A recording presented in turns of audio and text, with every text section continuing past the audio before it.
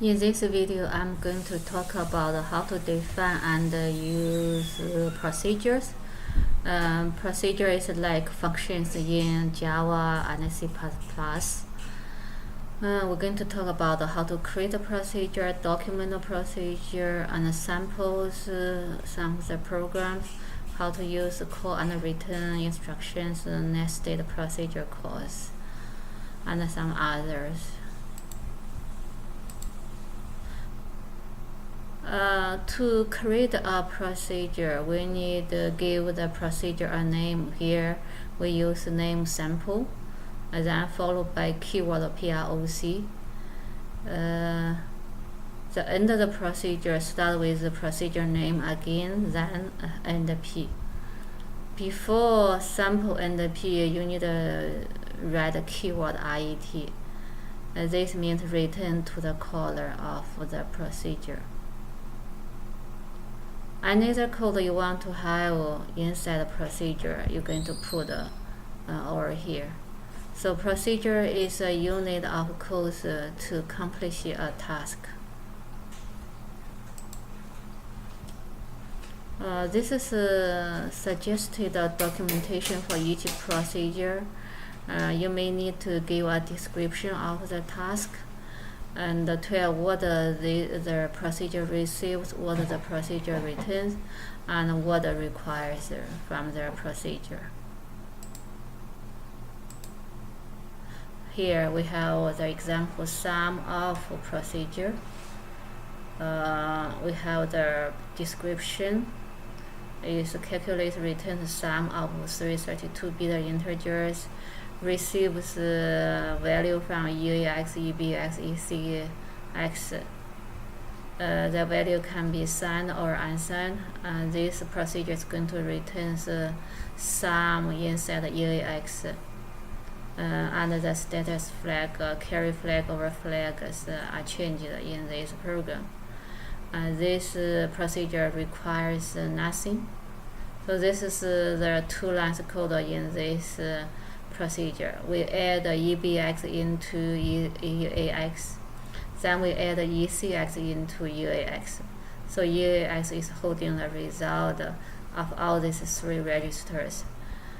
Before we go to the end, the sum of, we need a RET, return to the caller. Call and RET instruction are ways to call a procedure and return to the caller. This is an example use call and return. In the main procedure, we have statement call my sub. My sub is a procedure. You put my sub after main NP. So my sub is a procedure and one statement or more statement here and RET my sub NP. So main is calling my sub in the first line. Then the second line after call is move EBX into EAX. The numbers from the statements has a decimal address for each the statement here. When we load this program into memory, and each instruction will get a memory address, so they are in hexadecimals. So call my sub is in memory location 00000020. The second statement is in memory address 00000025. So when we use call my sub, the return address of following statement move will be pushed onto the stack. So before we jump to my sub to execute the statements here, this following return address will be pushed into stack. So after my sub is going to remember where to go back to continue the execution inside the main. So after we call my sub, the 0000025 address will be saved to stack. Then it's going to route into my sub procedure to execute the statement here. So 0000040 is the address for the first statement. After finishing all the statements inside my sub procedure, RET, this is a keyword, going to let the operating system copy the return address from the stack into EIP register.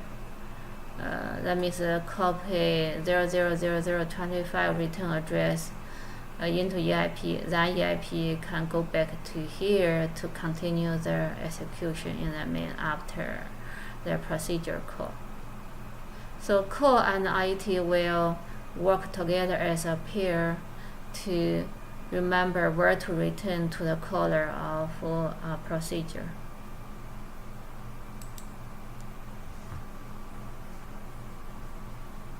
So whenever we call the procedure, the return address will be pushed into the stack.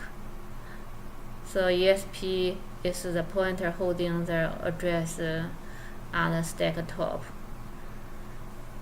Then EIP is another register is going to copy the address, the first statement address in my sub. So the program is going to use EIP to jump to my sub to do the execution in my sub.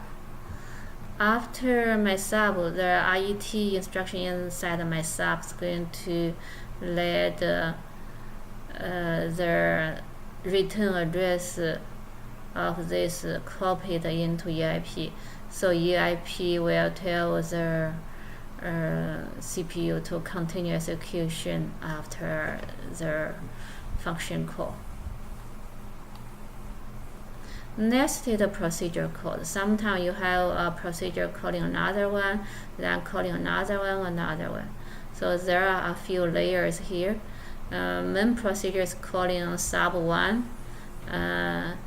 When it's calling sub 1, the return address to main will be pushed into the stack. Then go to sub 1 to continue execution. In sub 1, it's calling sub 2. That means it needed to jump to sub 2. However, the return address to sub 1 will be copied or pushed into their stack. So the computer knows how to return to sub 1 after sub 2 finish. Sub 2 will jump to the procedure 3. So before jumping to procedure 3 to execute statements here, the return to sub 2 will be pushed into the stack. So after sub 3 finished, this RET statement in sub 3 is going to let the return to sub 2 address copied into EIP. So the EIP will continue finishing sub 2, and this RET in sub 2 is going to let this return to sub 1 address copied into EIP. Then EIP will let CPU jump back to sub 1 to continue the execution. The RET inside sub 1 is going to let the return to main address copy to EIP. So EIP is going to let the CPU go back to the main to continue the execution after sub 1's procedure finished.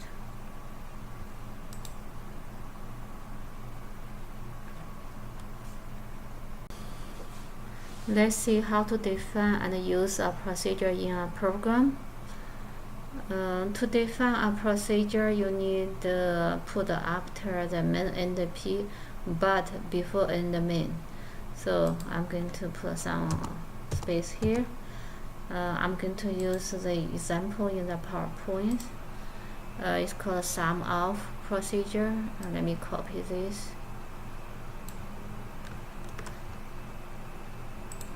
I'm going to paste in the right place. So sum of PROC is this is comments, descriptions, receives, returns. There are 3 lines code here.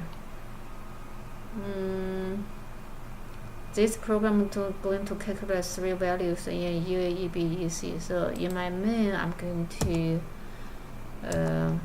set up 3 values in UAX with 10, copy EBX with 20, then copy ECX with 30. Then I can call procedure, use keyword call, then call sum of. This is going to jump to the main sum of procedure, calculate the totals for UAE-BEC. The total will be in UAE. The RET is going to bring back to the main program to continue execution after the call. So after the call sum of, I can call dump register, dump regs to check out the result inside the UAX. Okay. But here I do some common UAX.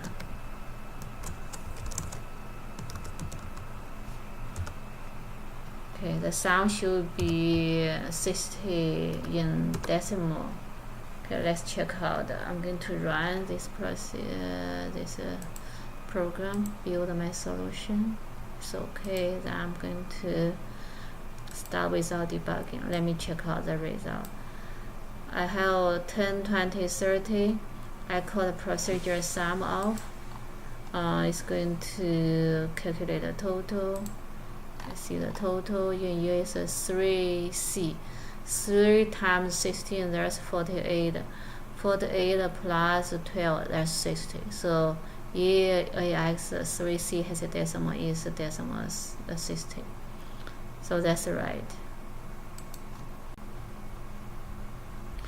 Let's see how to write one more procedure called array sum. For any procedures, you need to put after main and P before and main. So I put just after sum of. I use comment with asterisk to separate each of the procedures. This array sum procedure is going to receive ESI points to an array of doubles. ECX holds the array elements size. The result sum of the array will be inside the register UAX. So you have to set up ESI and set up ECX before calling this procedure. So the statements, first one is move 0 into UAX. Then loop L1. You add ESI bracket into UAX. ESI is holding the address.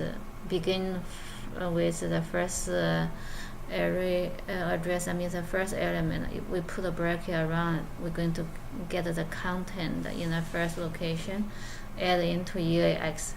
Then we add 4 bytes to ESI. So ESI is pointing to the second element in the array. So we add bracket ESI to get the second one's content into UAX. So we continue this way until we finish. Loop counter will control how many times we're going to repeat. So RET is going to bring us back to the main. Okay, let's see how to call array sum inside the main. Okay, I have declared one double word array called this one. I have size 5.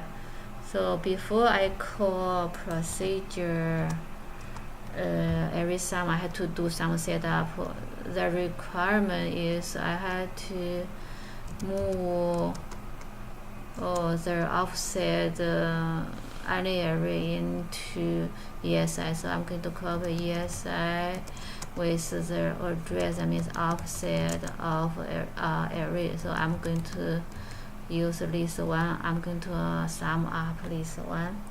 Another requirement to use array sum is you set up a loop counter. So I'm going to set up loop counter ECX with length of list 1. This is going to bring the size of the list 1 into ECX. After the setup, I can call procedure array sum.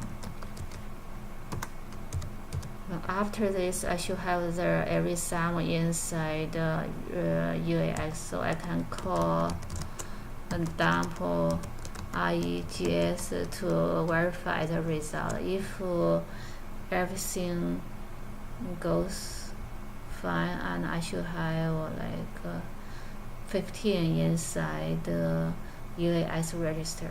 Okay, let me go ahead build my solution and call and start my procedure. So I'm going to check my second dump register. The result for the array sum should be 15. 15 has a decimal F, so it means we did right for the procedure call.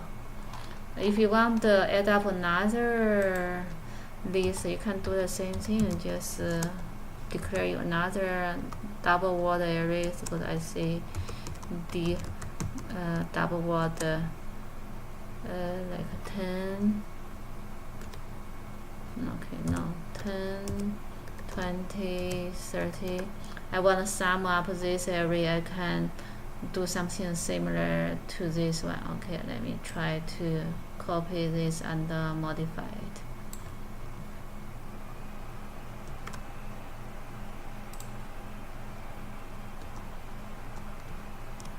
So I'm going to, for the second array sum, I'm going to use list 2, and I'm going to get a loop counter with list 2.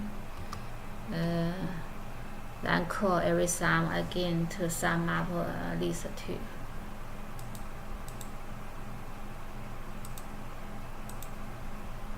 So let's check the third dump register. I should have 60, 10, 20, 30, 60, and 3 times 8, 16 is 48. 48 plus 12, that's 60. So I did right. Thank you for watching.